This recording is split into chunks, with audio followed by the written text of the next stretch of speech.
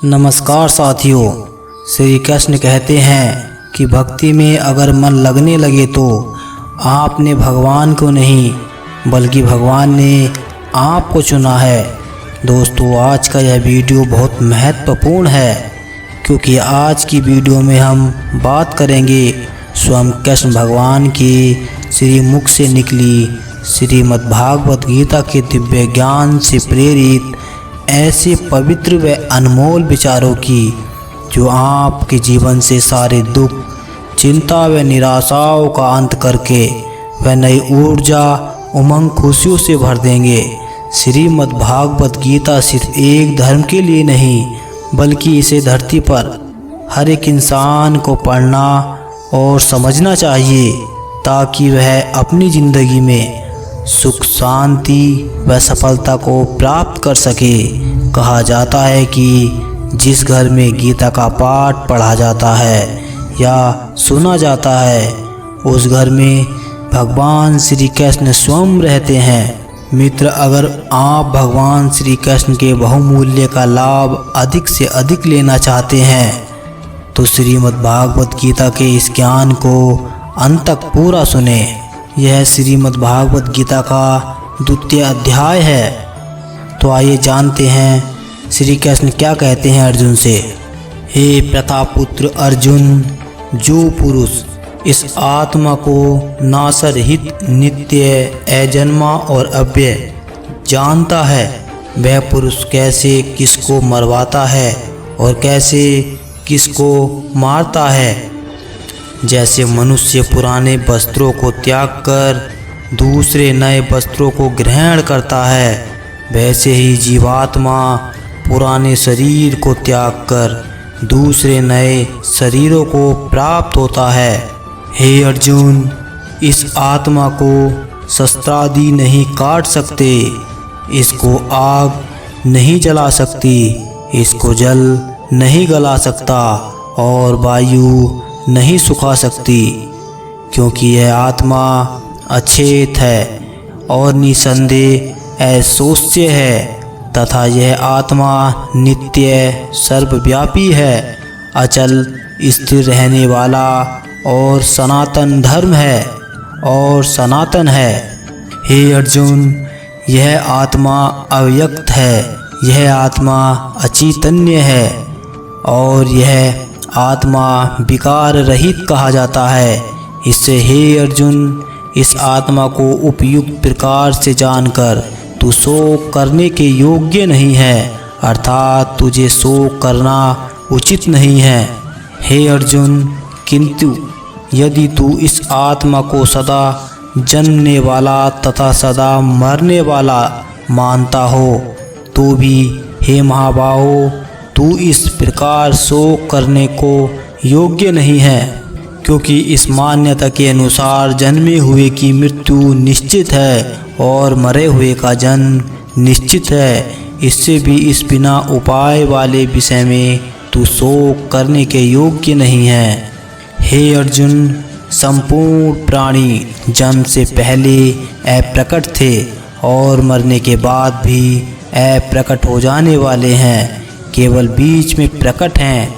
फिर भी ऐसी स्थिति में क्या शोक करना है।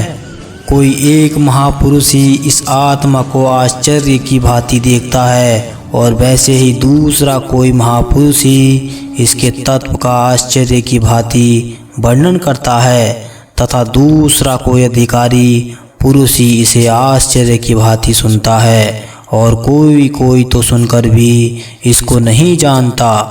हे अर्जुन, यह आत्मा सबके शरीरों में सदा ही अभेद्य है। इस कारण संपूर्ण प्राणियों के लिए तू शोक करने को योग्य नहीं है तथा अपने धर्म को देखकर भी तू भय करने योग्य नहीं है, यानी तुझे भय नहीं करना चाहिए, क्योंकि क्षत्रिय के लिए धर्म युक्त युद्ध से बढ़कर दूसरा कोई कल्याणकारी कर्तव्य नहीं है। हे पार्थ, अपने आप प्राप्त हुए और खुले हुए स्वर्ग के द्वार रूप इस प्रकार के युद्ध को भगवान क्षत्रिय लोग ही पाते हैं।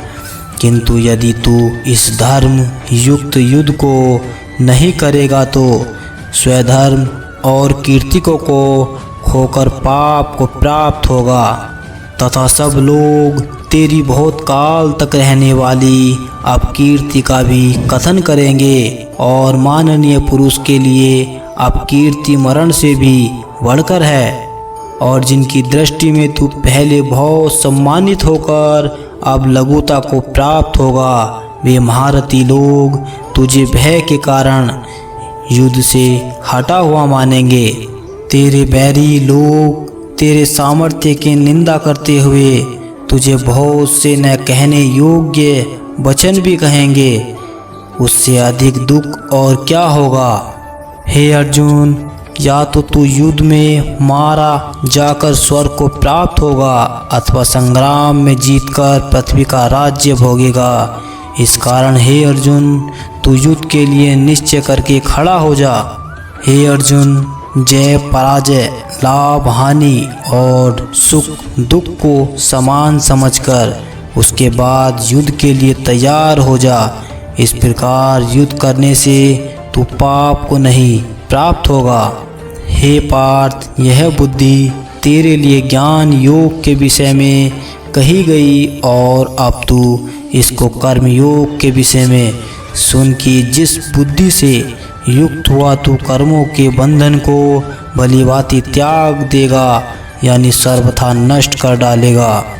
इस कर्मयोग में आरंभ का अर्थात बीज का नाश नहीं है और उल्टा फलस्वरूप दोष भी नहीं है, बल्कि इस कर्मयोग रूप धर्म का थोड़ा सा भी साधन जन्म रूप महान भय से रक्षा कर लेता है।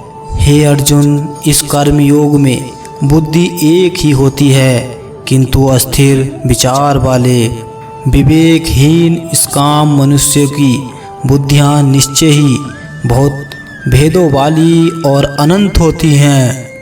हे अर्जुन, जो भोगों में तन्मय हो रहे हैं, जो कर्म फल के प्रशंसक वेद वाक्यों में प्रति रखते हैं, जिनकी बुद्धि में स्वर्ग ही परम प्राय वस्तु है और जो स्वर्ग से बढ़कर दूसरी कोई वस्तु ही नहीं है। हे अर्जुन, वेद उपयुक्त प्रकार से तीनों गुणों के कार्य रूप समस्त भोगों एवं उनके साधनों का प्रतिपादन करने वाले हैं। इसलिए तू उन भोगों एवं उनके साधनों आसक्तिहीन हर्ष शोकादि द्वंद्वों से रहित नित्य वस्तु परमात्मा में स्थित योग क्षेम को ने चाहने वाला और स्वाधीन अंतःकरण वाला हो। हे अर्जुन, सब ओर से परिपूर्ण जलाशय के प्राप्त हो जाने पर छोटे जलाशय में मनुष्य का जितना प्रयोजन रहता है, ब्रह्मा को तत्व से जानने वाले ब्रह्मांड का समस्त वेदों में उतना ही प्रयोजन रह जाता है। तेरा कर्म करने में ही अधिकार है, उसके फलों में कभी नहीं। इसलिए तू कर्मों के फल का हेतु मत हो तथा तेरी कर्म न करने में भी आसक्ति न हो। हे धनंजय, तू आसक्ति को त्याग कर तथा सिद्धि और असिद्धि में समान बुद्धि वाला होकर योग में स्थित हुआ कर्तव्य कर्मों को कर, समस्त ही योग कहलाता है। इस समत्वय स्वरूप बुद्धि योग से सकाम कर अत्यंत ही निम्न श्रेणी का है। इसीलिए हे धनंजय, तू समबुद्धि में ही रक्षा का उपाय ढूंढ अर्थात बुद्धि योग का ही आश्रय ग्रहण कर, क्योंकि फल के हेतु बनने वाले अत्यंत दीन है।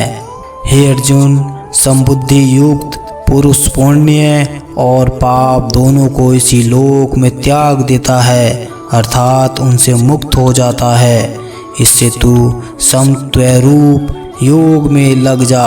यह समत्वय रूप योग ही कर्मों में कुशलता है अर्थात कर्म बंधन से छूटने का उपाय है, क्योंकि समबुद्धि से युक्त यानी जन कर्मों से उत्पन्न होने वाले फल को त्याग कर जन्म रूप बंधन से मुक्त हो निर्विकार परम पद को प्राप्त हो जाते हैं। हे अर्जुन, जिस काल में तेरी बुद्धि मोहरूप दलदल को भली भांति पार कर जाएगी, उस समय तू सुने हुए और हे अर्जुन, क्योंकि समबुद्धि से युक्त यानी जन कर्मों से उत्पन्न होने वाले फल को त्याग कर जन्म रूप बंधन से मुक्त हो निर्विकार परम पद को प्राप्त हो जाते हैं। जिस काल में तेरी बुद्धि मोहरूप दलदल को भली भांति पार कर जाएगी, उस समय तू सुने हुए और सुनने में आने वाले इस शोक और परलोक संबंधी सभी भोगों से वैराग्य को प्राप्त हो जाएगा। हे अर्जुन, भांति भांति के वचनों को सुनने से विचलित हुई तेरी बुद्धि जब परमात्मा में अचल और स्थिर ठहर जाएगी, तब तू योग को प्राप्त हो जाएगा, अर्थात तेरा परमात्मा से नित्य संयोग हो जाएगा। अर्जुन बोले, हे केशव, समाधि में स्थित परमात्मा को प्राप्त हुए स्थिर बुद्धि पुरुष का क्या लक्षण है? वह स्थिर बुद्धि पुरुष कैसे बोलता है, कैसे बैठता है और कैसे चलता है? श्री भगवान बोले, हे अर्जुन, जिस काल में यह पुरुष मन में स्थित संपूर्ण कामनाओं को भली भांति त्याग देता है और आत्मा से आत्मा में ही संतुष्ट रहता है, उस काल में स्थित प्रज्ञ कहा जाता है। दुखों की प्राप्ति होने पर जिसके मन में उद्योग नहीं होता, सुखों की प्राप्ति में जो सर्वथा निस्पृह है तथा जिसके राग भय और क्रोध नष्ट हो गए हैं, ऐसा मुनि स्तर बुद्धि कहा जाता है। जो पुरुष सर्वत्र स्नेह रहित हुआ उस शुभ या अशुभ वस्तु को प्राप्त होकर न प्रसन्न होता है और न द्वेष करता है, उसकी बुद्धि स्थिर है। हे अर्जुन, जैसे कछुआ अपने सब अंगों को समेट लेता है, वैसे ही जिसने अपनी सब इंद्रियों को हटा लिया है, उसकी बुद्धि स्थिर हो जाती है। इंद्रियों के द्वारा विषयों को ग्रहण न करने वाले पुरुष के भी केवल विषय तो निवृत्त हो जाते हैं, परंतु उनमें रहने वाली आसक्ति निवृत्त नहीं होती। दोस्तों, द्वितीय अध्याय का 59वां श्लोक हम यहीं समाप्त करते हैं। मिलते हैं हम अगली वीडियो में। राधे राधे।